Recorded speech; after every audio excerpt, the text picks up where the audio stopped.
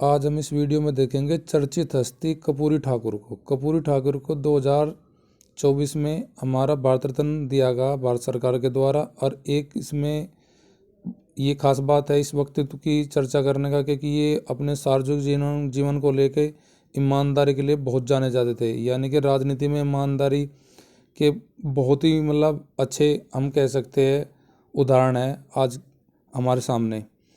तो कर्पूरी ठाकुर को उनके 100वें जन्म दिवस पर भारत सरकार ने भारत रत्न देने की घोषणा की। ये बिहार के 11वें मुख्यमंत्री बने थे भैया, और 2 बार मुख्यमंत्री बनते रहने के बाद भी इनके पास अपनी निजी प्रॉपर्टी के लिए घर भी नहीं था, बल्कि एक पुश्तैनी क्या थी, झोपड़ी थी। अब इससे संबंधित जो भी कर्पूरी ठाकुर के जीवन से संबंधित A to Z जो फैक्ट हमारे काम के एग्जाम के लिए उन सब को देखेंगे, और उनके व्यक्तित्व को अनुकरणीय व्यक्तित्व हमारे कर्पूरी ठाकुर जी है, और इनके आदर्शों को हमें अपने निजी और सार्वजनिक में अपनाना चाहिए।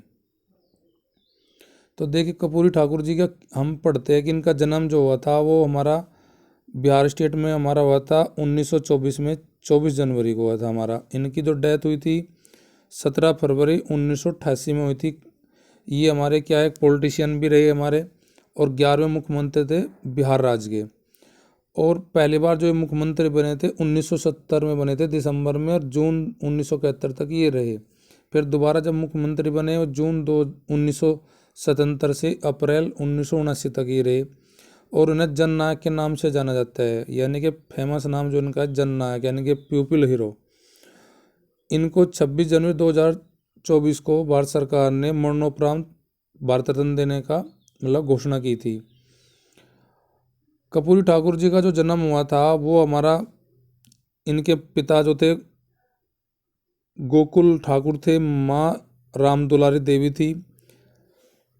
और इनका जन्म जो हुआ था हमारा पिता पितौंजिया जो हमारा नाम है, अब फिलहाल उस गांव का नाम कर्पूरी ठाकुर विलेज है। ये समस्तीपुर डिस्ट्रिक्ट में पड़ता है बिहार के, वहाँ पे समस्तीपुर डिस्ट्रिक्ट में इनका जन्म हुआ था बिहार की।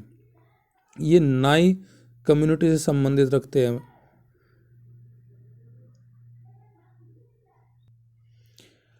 और ये नाई कम्युनिटी से संबंध रखते हैं। पहली बार ये विधानसभा के लिए 1952 में तेजपुर, हमारी जो विधानसभा है, सोशल पार्टी के टिकट से पहुंचे थे बिहार विधानसभा में।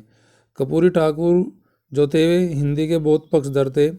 जब वे बिहार के एक वाक़ा था, बिहार में जब ये आपके एजुकेशन मिनिस्टर थे यानी कि शिक्षा मंत्री थे, उन्होंने क्या कर था कि मैट्रिकुलेशन तक अंग्रेजी की जो बाध्यता थी उसको समाप्त करके हमारे हिंदी को प्रमोट करने में भी इनका बहुत मुख्य योगदान रहा। कर्पूरी ठाकुर जो है हमारे, ये चैंपियन ऑफ पुअर के नाम से भी जाने जाते हैं। इन्होंने क्यों जाने जाते हैं, 1978 में कर्पूरी ठाकुर द्वारा 26% रिजर्वेशन मॉडल जो था वो बिहार में लागू किया था।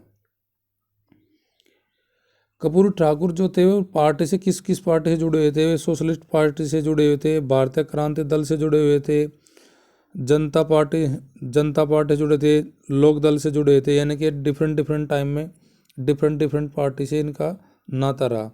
इनका जो पेशा था फ्रीडम फाइटर भी रहे, हमारे टीचर भी रहे, और एक पॉलिटिशियन भी रहे।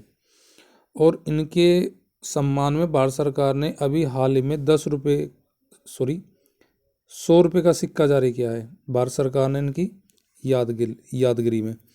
और हमारे जो डाक विभाग है, पोस्टल ने अभी रिलीज़ किया है उनकी मेमोरी को लेके डाक टिकट।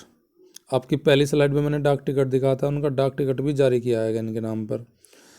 और इन्हीं के नाम से एक हमारी एक्सप्रेस चलाई जाती है, जननायक एक्सप्रेस। ये जननायक एक्सप्रेस ट्रेन जो चलते हैं दरभंगा से अमृतसर के बीच में चलती है।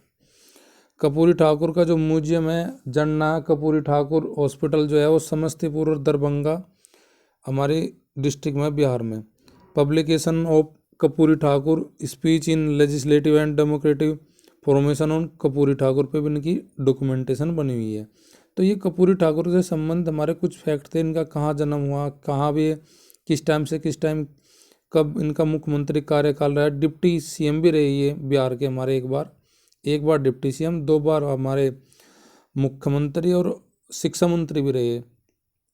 अब इनका हमने जाना कि कर्पूरी ठाकुर जी से संबंधित जो फैक्ट हमारे पेपर में पूछे जा सकते हैं उन सब से हमने डिस्कस कर लिया।